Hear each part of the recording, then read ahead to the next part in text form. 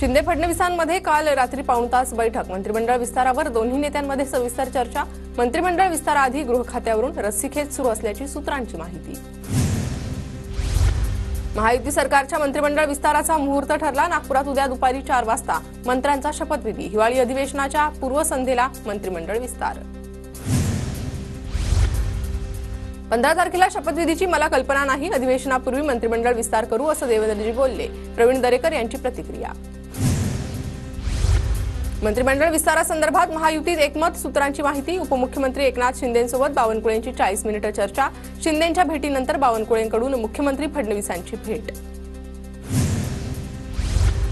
मुख्यमंत्री फडणवीसांकडे गृह आणि अर्थ खातं, एकनाथ शिंदेंकडे नगरविकास आणि महसूल, तर अजित पवारांकडे गृहनिर्माण आणि सार्वजनिक बांधकाम खातं असणार। सूत्रांची माहिती।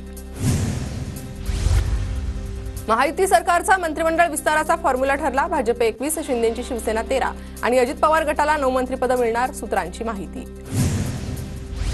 भाजपकडून जुन्यांसोबत नव्या चेहऱ्यांना संधी मिळण्याची शक्यता। नितेश राणे, शिवेंद्रराजे भोसले, देवयानी फरांदे, राहुल कुल, गोपीचंद पडळकर यांना संधी। सूत्रांची माहिती।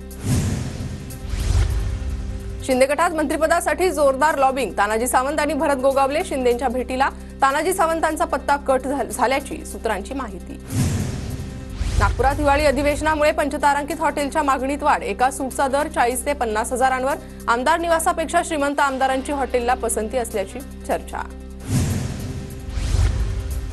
दोन्ही राष्ट्रवादी एकत्र येण्याची गरज। मूठ घट्ट राहिली पाहिजे। रोहित पवारांची आई सुनंदा पवारांचं मोठं वक्तव्य। नांदेडमध्ये अपहरण झालेल्या ठाकरे गटाचे शहर प्रमुख गौरव कोटगिरेंची 4 तासांनंतर सुटका।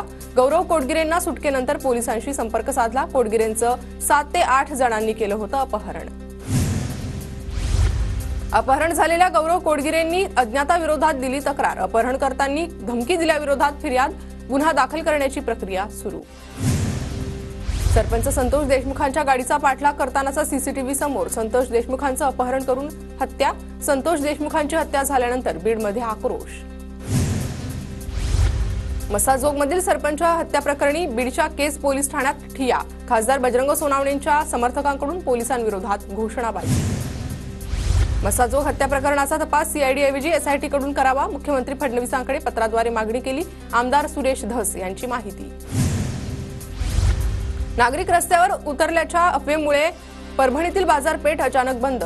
पोलिसांनी परभणी शहरात गस्त वाढवली। अफवांवर विश्वास न ठेवण्याचं पोलिसांचं आवाहन। परभणीतील घटनेच्या निषेधार्थ अकोल्यामध्ये युवा मुक्ती सामाजिक संघटनेचं आंदोलन। आरोपीवर देशद्रोहाचा गुन्हा दाखल करण्याची संघटनेची मागणी। परभणीतील घटनेच्या निषेधार्थ नांदेडच्या देगलूरमध्ये विविध पक्ष संघटनांकडून बंद। आरोपीवर कठोर कारवाई करण्याची संघटनांची मागणी। परभणीतील घटनेचा नंदुरबार जिल्ह्यात जाहीर निषेध। आरोपींवर देशद्रोहाचा गुन्हा दाखल करण्याची भीम आर्मीची मागणी। पालघरच्या तारापूरमधील रहिवाशांचं पोलीस ठाण्यात ठिय्या आंदोलन। डम्पिंग ग्राउंडवर केमिकल टाकणाऱ्यांविरोधात कारवाई न करता ग्रामपंचायत कर्मचाऱ्यांवर कारवाई। तारापूरकरांचा आरोप। जालन्याच्या अंबडमधील अल्पवयीन तरुणीच्या आत्महत्या प्रकरणी मुख्य आरोपी अटकेत। इतर तिघांचा शोध सुरू। अंबड पोलीस आणि गुन्हे शाखेचं पथक शोध घेण्यासाठी रवाना। सुप्रसिद्ध व्यंगचित्रकार आणि ख्यातनाम काष्ठशिल्पकार प्राचार्य मनोहर सप्रेंचं निधन। 92व्या वर्षी वृद्धापकाळानं निधन। आज अंत्यसंस्कार होणार। उंडाळे प्रादेशिक पाणी योजना तातडीनं पूर्ण क्षमतेनं कार्यान्वित करा। आमदार अतुल भोसलेंचे आदेश। भोसलेंची अधिकाऱ्यांसोबत बैठक। जळगावच्या जिल्हाधिकारी कार्यालयावर सेतू चालकांचं निदर्शन। खासगीकरण न करता महाआयटी या शासकीय संस्थेमार्फतच आधार नोंदणी सुरू ठेवण्याची मागणी। धुळ्यातील मालेगाव रोडवरील स्वर्गीय जानकीबाई देशपांडे वाचनालयाच्या वतीनं रामरक्षा पठण स्पर्धेचं आयोजन। स्पर्धेत 650 विद्यार्थ्यांचा सहभाग। जळगावात तृतीयपंथीयांचे विविध मागण्यांसाठी जिल्हाधिकारी आयुष प्रसाद यांना निवेदन। बोगस नकली तृतीयपंथीयांचा त्रास आणि झालेल्या मारहाणीची चौकशी करण्याची मागणी। धुळ्यात सिकलसेल जनजागृती सप्ताहाला सुरुवात। रॅली काढत आजाराबाबत नागरिकांचं प्रबोधन। आदिवासी बहुल साक्री आणि शिरपूरमध्ये सिकलसेल आजाराचे रुग्ण अधिक। नंदुरबारच्या धडगाव आणि अक्कलकुवा तालुक्यातील विद्यार्थी मोबाईल नेटवर्कच्या अभावामुळे अपार आयडी पासून वंचित। अनेक कुटुंब स्थलांतरित असल्यामुळेही अडचणी। नंदुरबार जिल्ह्यातून जाणाऱ्या नेत्रंग शेवाळी महामार्गाच्या 3ऱ्या टप्प्याच्या प्रक्रियेला सुरुवात। तळोदा ते गुजरात हद्दीपर्यंतच्या कामाला सुरुवात। पुण्याच्या खेड तालुक्यातील दत्तवाडीत दत्त जयंती निमित्तानं अखंड हरिनाम सप्ताह, विठू नामाचा गजर करत टाळ मृदुंगाच्या गजरात अखंड हरिनाम सप्ताह सुरू. पुण्याच्या खेड तालुक्यातील प्रति पंढरपूर कडूसमध्ये दत्त जयंती, भाविकांसाठी मासवडीचा महाप्रसाद, तर 5000 भाविकांनी घेतला महाप्रसादाचा आस्वाद. भिवंडीत ठाकरे गटाकडून बांगलादेश अत्याचार आणि ईव्हीएम विरोधात आंदोलन, मशाल हातात घेत मोर्चा, ईव्हीएमची प्रतिकृती जाळत संताप व्यक्त.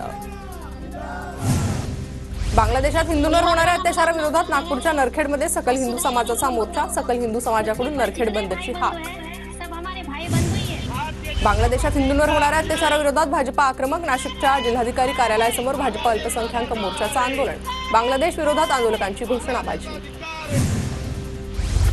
मुंबई आंतरराष्ट्रीय विमानतळावरून 12 किलो सोनं जप्त, डीजेच्या लाईटमधून सोन्याची तस्करी, दोघांना अटक. नवी मुंबईत 12 कोटींचा ड्रग जप्त, गुन्हे शाखेची धडाकेबाज कारवाई, विविध भागात 25 ठिकाणी छापेमारी, 13 नायजेरियन ताब्यात. मुंबईच्या कुलाबा परिसरात 58 वर्षीय महिलेचा विनयभंग करणाऱ्या आरोपी तरुणाला पोलिसांनी बेड्या ठोकल्या. कल्याण डोंबिवली महापालिकेच्या आरक्षित भूखंडावर विकासाचा डल्ला, कल्याण पश्चिमेतील मौलवी कंपाऊंड परिसरातील भूखंड विकासकावर गुन्हा दाखल. कल्याण डोंबिवली परिसरात भटका श्वान आणि मांजर चावल्यानं 27 वर्षीय तरुणाचा मृत्यू, वर्षभरात 18,700 जणांना श्वान चावल्याची अधिकाऱ्यांची माहिती. पालघरमध्ये पिसाळलेल्या घोड्यानं घेतला 7 जणांना चावा, घोड्याच्या हल्ल्यात 7 जण जखमी, जखमींवर पालघरच्या ग्रामीण रुग्णालयात प्राथमिक उपचार सुरू.